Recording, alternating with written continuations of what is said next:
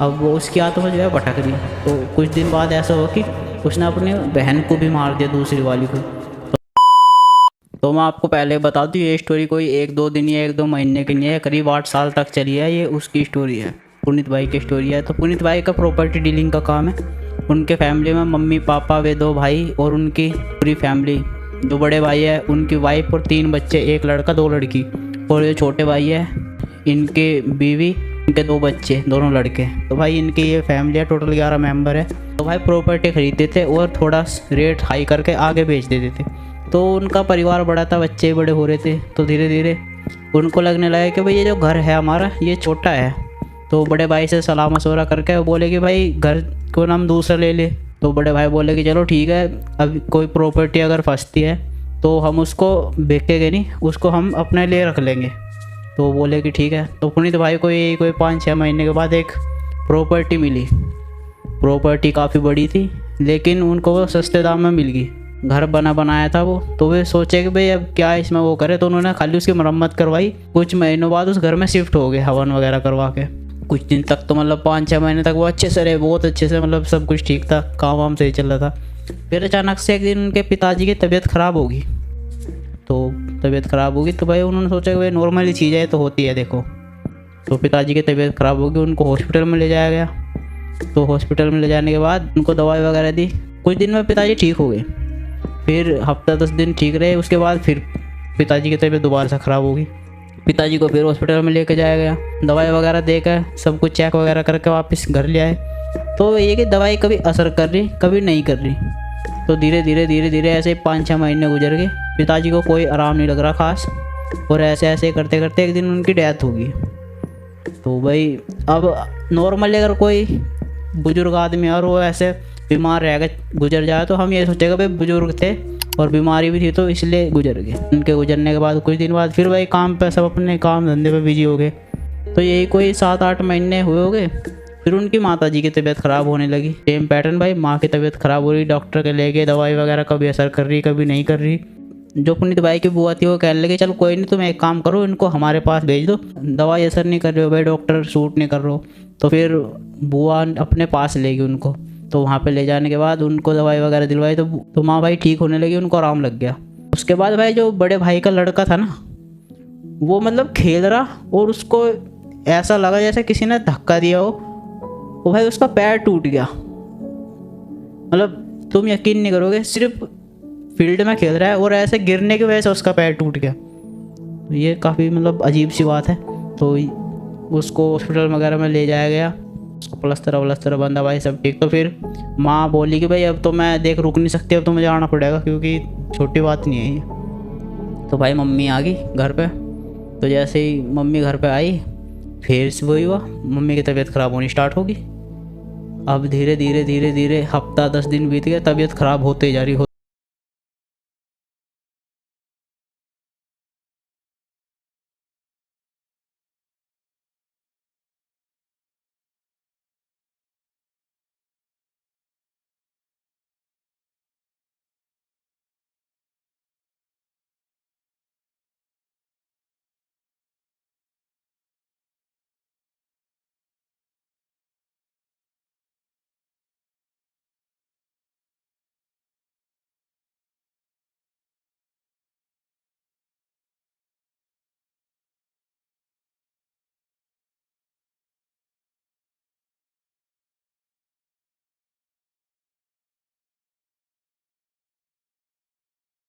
दूसरे 5-6 महीने गुजर गए। कभी कोई तबीयत ख़राब हो जाए, कभी किसी का कुछ हो जाए। उनका जो बिजनेस था वो भी भाई ठप पड़ रहा बिल्कुल। तब तक किसी को कोई आइडिया नहीं था कि भाई हो क्या रहा है एक्चुअल में। तो बड़े वाला लड़का था जिसके पैर में चोट लगी थी, पैर टूट गया था जिसका, तो भाई वो नींद में चलने लगा। उसको मतलब नई टाइप की बीमारी सी हो गई है। तो भाई अब घर वाले परेशान कि भाई अब तक तो ऐसा कुछ नहीं था, अब अचानक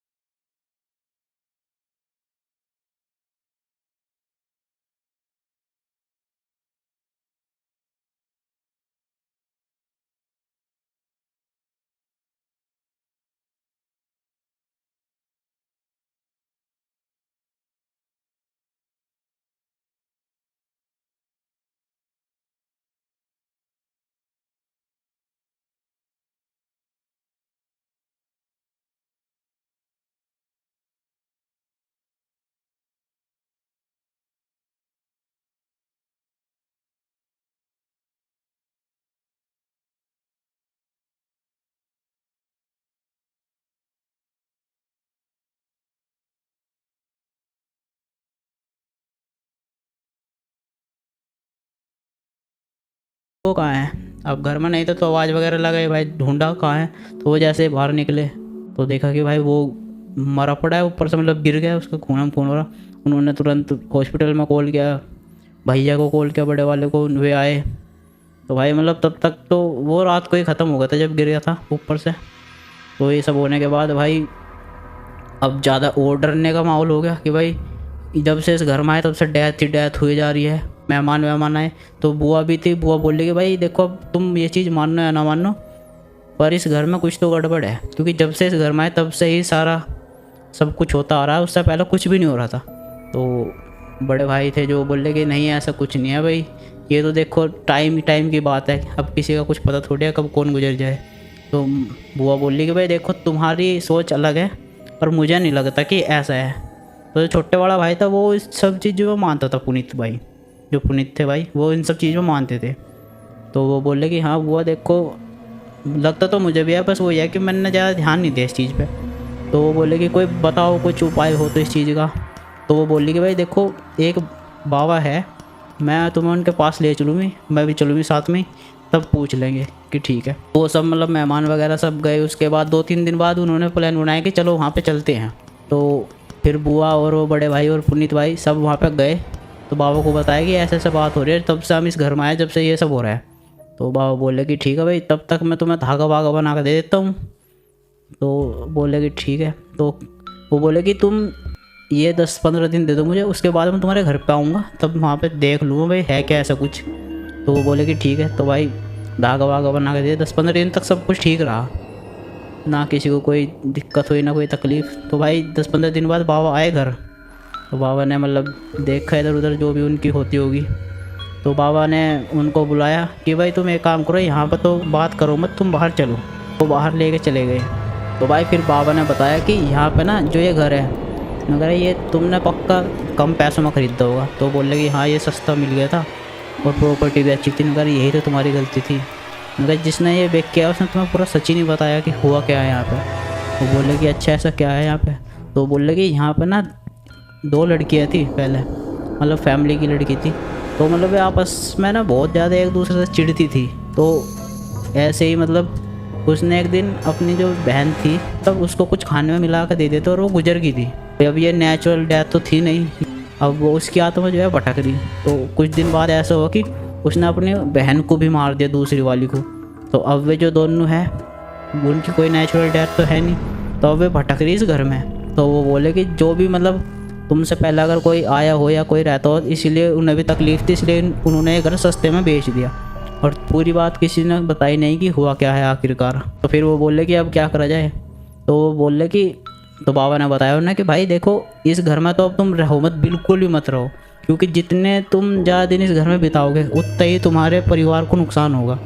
वो बोले कि जो तुम्हारे माँ बाप गुजरे वो कोई नेचुरल डेथ नहीं है उनकी भी, वो भी इन्हीं का करा हुआ है। तुम्हारा लड़का जो ऊपर से गिरा है, तो आज बीमारी नहीं थी कि वो चल नींद में चल रहा था या कुछ, उसे वो बुलाती थी ऊपर ले जाकर धक्का दिया है उसने लड़की ने कि अच्छा। तो बोले कि भाई अब इतनी बड़ी प्रॉपर्टी है, मैं ऐसे छोड़ भी नहीं सकते। तो भाई बाबा ने बोला सीधी बात यह है कि तुम्हारी इच्छा है, अगर तुम्हें प्रॉपर्टी ही ज़्यादा प्यारी है तो तुम रह सकते हो, बाकी तो मेरा बेस्ट सजेशन था, मैंने तुम्हें वो दे दिया। मैं कोशिश यही करूँगा कि भाई तुम्हारी रक्षा करूँ, बाकी तो भाई वो नहीं माने। तो भाई फिर हुआ क्या, जो छोटे भाई का जो लड़का था भाई उसको अचानक से मतलब चीज़ें वीजें दिखने लगी और वो चिल्लाने लगा इधर उधर, तो उसको परेशान करने लगी वो। तो अब बड़े भाई यार थे वो भी मतलब इतना ध्यान ना, मतलब पता होते हुए भी ध्यान नहीं दे रहे थे। तो एक दिन ये आया कि भाई उसको पता नहीं कुछ हुआ और वो ख़त्म, लड़का भी ख़त्म। तो भाई जब इतनी बात हो गई तो जो बड़े वाली भाभी थी और जो दूसरे भाई की वाइफ थी वे आपस में भाई उन्होंने सलाह मिलाई और उनको सुनाने लगी भाइयों को कि जब तुम्हें ये चीज़ पता थी उसके बाद भी तुम नहीं हट रहे यहाँ से। उन्होंने कहा इस प्रॉपर्टी को क्या हम सीने पर रख के ले जाएंगे अगर हमारे बच्चे ही नहीं होंगे। तो भाई वो तब भी मतलब मानने को तैयार नहीं बंदे कि ये हमारे ही नुकसान हो रहा है। फिर बुआ को फ़ोन किया, बुआ आई, बुआ बोली कि भाई देखो मैं बच्चों को इन्हें लेकर जा रही हूँ, तुम्हारी मर्जी है, अगर तुम्हारा नहीं मन मान रहा तो तुम रहो यहीं, पर मैं इन्हें नहीं छोड़ सकती। भाई अभी यही बचे हैं हमारे तो गिनती में, कहाँ तुम 11 लोग तेरे, कहाँ ये 3-6-7 बचे हैं अब। तो वो बोले कि मैं तो इसको लेकर जा रही हूँ, तुझे रुकना हो रुक, नहीं तो तुम भी चलो, मैं तो ये कह रही हूँ कि चलो। तो भाई बहन नहीं आए, वो बोले कि भाई इतनी बड़ी प्रॉपर्टी हम छोड़ नहीं सकते। तो फिर बुआ जी ने किया बाबा को कॉल कि बाबा ऐसे ऐसे बात है, ऐसे ऐसे हो गया। तो बाबा आए भाई, आते हुए लोग गुस्से में थे पूरे।